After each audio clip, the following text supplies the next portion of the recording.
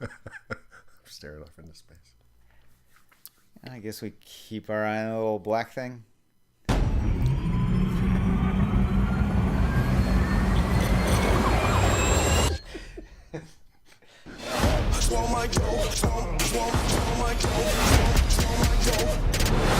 So welcome to Schulzey at the Movies, a delayed Schulzey at the Movies, a much delayed. We're really far behind, and that's all on me. Happy Thanksgiving. Yes, I think happy Thanksgiving.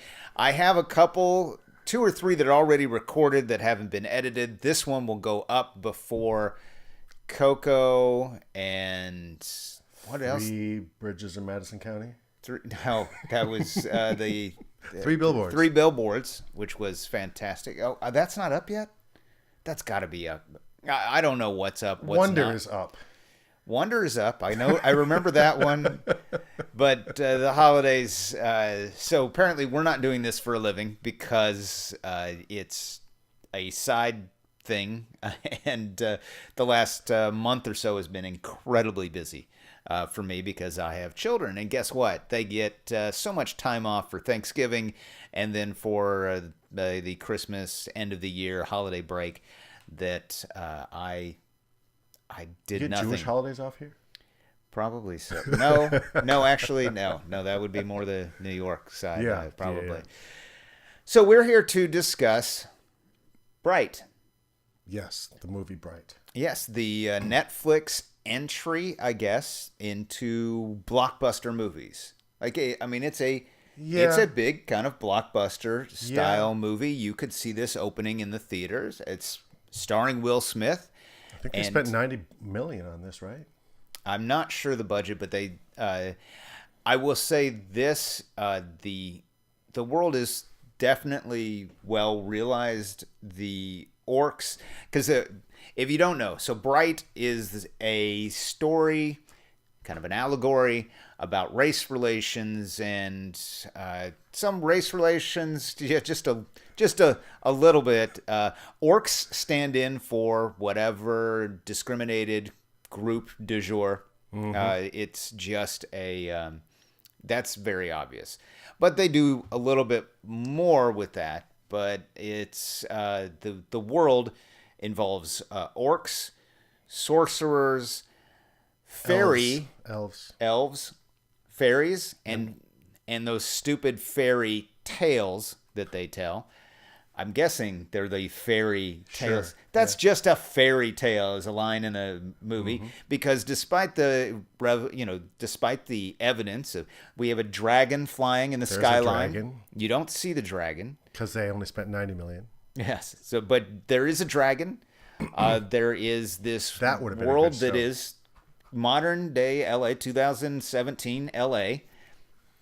Our world has existed. Will Smith mentions Shrek again, so Shrek exists in this world.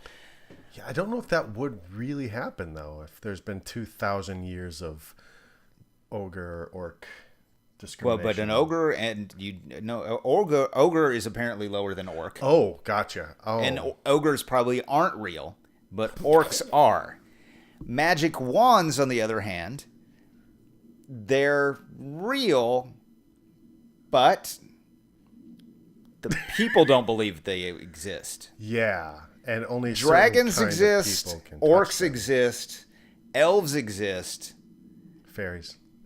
exist, but the magic wands is a step too far. So that's an interesting. There's a lot of interesting things in this movie, but so they're melding this modern day Los Angeles with a fantasy realm. It's a cop story. Yes, It's not a buddy cop story. Well, These guys aren't in a friends. way, no, not friends, but it's In case you don't get it, they say it. right. But it is in many ways the beginning of a buddy cop story, because the movie, because the movie as a whole is the beginning. It's the beginning of a story to be told over time, over many movies. You think or that a this is going to series. be a TV show? I think Netflix would be wise to do that, but it is already a sequel. It already has a sequel. Oh, it does. Yes. So so here, do you think it was a successful or unsuccessful melding of the modern day LA with this fantasy realm? I liked the world. I think the world, like you said, is fully realized, and it was very enjoyable. I felt it real. The only thing I didn't, there were a couple things I didn't like about the movie, and the atmosphere of the world itself was not one of them. No. I like that a lot. Right. The makeup for the orcs was amazing, and Joel Edgerton being able to fully realize his character through that. Oh, see, I don't like him. You didn't like him. You didn't like his character. You didn't like the. I don't like him as an actor, so I couldn't get past that. Oh, I thought he kind of disappeared as an actor, but the other orcs, couldn't the bad guy orc, the gang leader orc. Yes. Oh, he was amazing. Yes. Yeah. No, he dominated his scene. He owned it. He was supposed to chew scenery, and he did. Again, through all these prosthetics, these mouthpieces, the tusks, teeth, whatever. Yeah, but when you get to that point where it's him and his son, you don't see the makeup at all. No, it's there. It's really good. You forget fairly quickly. I tried to remind myself, but you forget that this isn't an orc and this isn't a fairy, and this isn't not the fairies. The fairies are just CGI, but the elves and the orcs look uniquely different than everybody else. Yeah. And you just accept them. That's how good the makeup and the prosthetics and everything is. Very easy and quickly. Which I guess shouldn't surprise us at this point anymore, but it's a made-for-TV movie kind of thing, which isn't a thing anymore. But I mean, they spent real money, and it feels like I think it should have been introduced as a series. Oh, absolutely. Now that would be my this entire my thing. Story over the course of 8 episodes would have been better, I think. Yes, that's what I wrote in my notes. Is I want 6 to 10 episodes of this story, right? Not one movie. Yeah. And I could even deal with, because this story is, I don't want to say small, but it basically takes place over one day, and I want to see more. I do want to see more. Like, were you disappointed in the movie? Did you enjoy the movie? Would you recommend the movie? I mean, it's free if you already have Netflix. So I liked it. I was not expecting to like it. I thought Will Smith was great. I don't like Joel Edgerton, but that's my own personal thing. I don't know why. Yeah. I can't not see him, and I just didn't like it. But I wasn't expecting to like Will Smith. I haven't liked the last few of his movies. He was great, in my opinion. He really, he shows, he's showing age in a good way. He's beginning, in what, a few movies before he had, there's 7 Pounds, Concussion, and The Pursuit of Happiness, where they do some makeup and things to try to make him look older. Well, he's now actually got some age on him, and he carries that well. I mean, and it just he's a good actor. He is. Yeah, he's definitely in this show for sure. He carries it well. He plays his role well. There wasn't anything lacking from the performances. Noomi Rapace was fantastic. I want to know more about her character and how she got to where she was. The head elf. Not the head elf, the head elf of the Resistance? Was that Tiki? Or the sorceress or whatever she is that's pursuing me. Okay. Yeah, she is interesting. What they do with her eyes, same with Joel Edgerton and the orc's eyes just in general, the way whatever they've done, whether it's contacts or CGI correction or whatever those, you add her looks, and she's like all the elves are stunningly good-looking people. They are the perfection, often what appears to be the perfection of the Aryan race. Except for those ears. But, Yeah, except for the ears. Yeah. But they're all tall and fit and blonde and blue and blue. Blue to the point of glowing eyes, surreal. But that's the entire, and the whole elvish city. It's Downtown LA. yeah, it's downtown. It is. It's just interesting. The way they kind of meld all those things was very successful. The thing where I think it failed the most, which I believe sets it up well for the future, is that Max Landis, who's a well-regarded... Is that the writer? Yes, Can he be fired? He was. Really? Well, I wouldn't say that he was, but he is not returning. Good. It would be David Some Ayer, of the lines in there. The director. Director Ayer. And so Ayer, he is returning along with Will Smith and Joel Edgerton for the sequel. Okay. But yeah, there's some of the lines in there are just too much. Well, there's a lot. You realize that as an audience, we need some exposition. We need to understand the world that we live in. Mm-hmm. At the same point, you can start with the conversation between Will Smith and his wife at the beginning about the ferry, and he's telling a story, and you're like, you already told this story to your wife. You've been married for long enough to have a child. This story has been told many times before to friends to the point where your wife should respond with, I know, I've heard it, I don't believe you, whatever. However she's going to respond, she needs to respond with some knowledge that you've said this before, not that this is suddenly revealed in year 10 of a relationship. It just, that was point. But it also, you have the FBI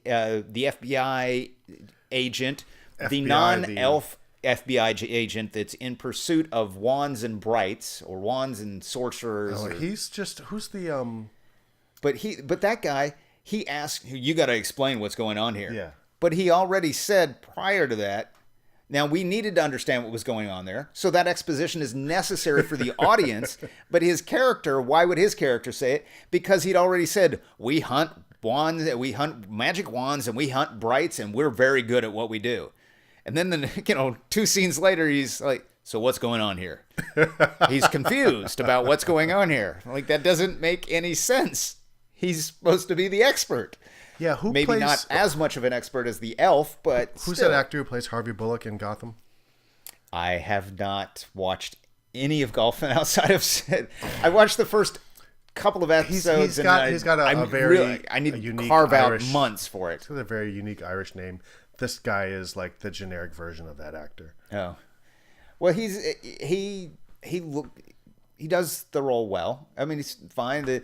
You also have the what's the Sword of Light, the group of resistance fighters that the crazy guy was for. He was really good. I swear I could not pick out the actor, but I know his voice. I was confused toward the end which ones were the bad guys and which ones were the good guys, because it seems like the two groups of people who were fighting against each other were both bad guys to Smith and Edgerton's characters. Yes. Well, and I thought, well, wait a second, one of these guys has to be the good guys, right? Yeah. Are the elves the good guys, or are the elves resistance the good guys? Are the magic people there? The FBI is just trying to show that everyone is corrupt. Yeah, but like everyone but the LA cops are corrupt. Keep order and keep people blind, because the public is better when they're blind. The less informed a public is, the more easy they are to control.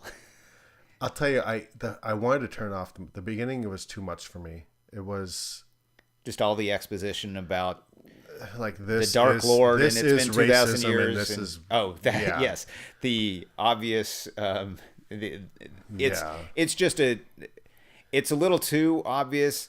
But then I thought, is it that way because we've already gone through that? We've already lived through our 20s and 30s where we have had the movies like... Well, his previous movies, like Training Day. He wasn't in Training Day. No, but David wrote it. Yeah. So it's... Yeah, if you look at his movies, he's done several that are kind of buddy cop or this kind of situation. Yeah, he just did that other cop movie without fairies. What was that movie called? Cop Story or something. I don't know. But he's he basically is telling this story only now with orcs and fairies and sorcerers and magic wands, and it is a good melding of the two. They work well together.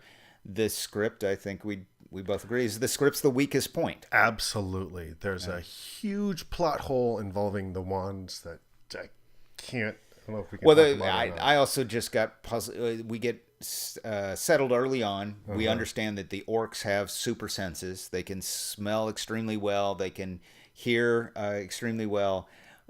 But that's mentioned when it's relevant to the plot. Yeah. And then it is also ignored when it's not relevant to the plot. Absolutely. How can he get snuck up upon? In the previous scene, he can smell everyone. Right. There are But they also show that as not as a highlight, but as a you can smell great just like a dog, you know. It's a way to talk down to them. Yes, the orcs are definitely treated poorly. They're less than. Yes, they are less certainly than. Less than. But you also do see, who's the one that caused the problems when we had peace, you know? And it's, hey, if you want some LA cop bashing, that does take place in this movie too, despite being a movie about the LA cops themselves. They didn't seem to be. I thought it was kind of pro LA cops. There was this one group of guys. Yeah. But I don't think that they represented the whole. Right. What did you think of the? There's the stupid. You've worked in a hospital. You've served in the armed forces, so you are closer to have been around, a community that would be more like a police station than I have. So, the "kick me" sign. That made it feel like an after-school special. Yeah, it was not. I think there could have been more realistic ways to show that they don't like him than by putting a "kick me" sign on his back. Yeah, that was. It felt extremely juvenile and just lazy writing. Lazy. There we go. Definitely lazy writing. It just didn't. I can think of a dozen ways where they could show that they didn't like him, other than a "kick me" sign. Yeah, and. Yeah, so like we said, there's just that stuff that's weak. We like the characters, special effects. The special effects were great. The world they establish, willing to go along for the ride. Both of us willing to, even though we didn't love the movie, I liked watching it. A lot of line reads, I just had to roll my eyes. Really? I should have wrote them down, but there's just the script just isn't. It's just not great, but. All in all, I would say the one thing about it being blockbuster, and 90 million in 2017, 2018 isn't the same as 90 million in the year 2000. So there are a lot of interior shots and smaller set shots. We do get a shot of a skyline with a dragon in the background, but split second. Yeah, that's only a moment. See this on your TV, not in the theaters. Well, I think it's out of the theater by the time we're recording this. It's out of the theater. I believe it only had 1 day or a week or something. When whatever. Did this come out? December. Oh, so long ago. Yes. So we'll review more modern movies. Yes, it'll happen. Maybe we'll review something later today. Maybe Star Trek, Star Wars. Oh, yeah. I guess we could do that one. I saw it. We did see that one. So, Bright. Yeah, see Bright. Sure. Or wait until the sequel, or wait until they have a series built around the world of Bright that doesn't involve even Will Smith. It's still an interesting world, and they have all the orc makeup and everything. They should go and develop a world, develop a series. I'd be there. I'm interested. But if I'd paid money to go see it, I would be upset. Yeah, I would probably recommend. You should wait until it streams to see it, and then and really wait for the sequel so that you can watch them back to back or something. It doesn't end on a cliffhanger or anything. It's just it's the intro to a world. It's an intro to a world I want to know more about. So, we're binge watching Public now. I want to know more. Yeah. I don't want to watch one movie. I want to watch 10 or something. I want to get invested for a long period of time. And the one movie it's just a beginning. I always go back to the first movie that I ever thought about that was Eastern Promises, where I love the character. I love the world. And then the movie ends and I'm like, that's it. But I'm just getting to know him. Like, he's interesting. I want to see this character and this story and this world continue to play out. And so I wonder if because we know it's Netflix, we think it would have been better. Like if we're prejudging it, like it's a Netflix, so maybe it should have been a TV but show. I love Netflix already. I love all the Marvel shows. Yes, that but you haven't. Is that why we think that this should be a TV show, not a movie? Yeah, probably. Are we judging it because unfairly? because it's on Netflix? We want to go click and watch the next one. That's I definitely wanted to do that for sure. Yeah. With my little. Right. Well, and I know it. And Netflix goes and it queues up as soon as it gets to the credits start rolling. It queues up the next show, and I'm fumbling. I finished last night at like midnight. I'm trying to find my remote. I'm like, no, don't go. I want to listen to the music. I want to finish writing my notes for the review. Like, don't. This is a movie. We're supposed to let the credits play out. You don't just click on the next thing. Want to know who the best grip is? Yes. So see the movie. Because it's on Netflix, and it's free. Yes, or wait for the sequel. But it is an interesting world, and despite some of the negative reviews that I think are out there, it for Noomi Rapace. I thought she was great. She was really good. 3 minutes that she was on screen.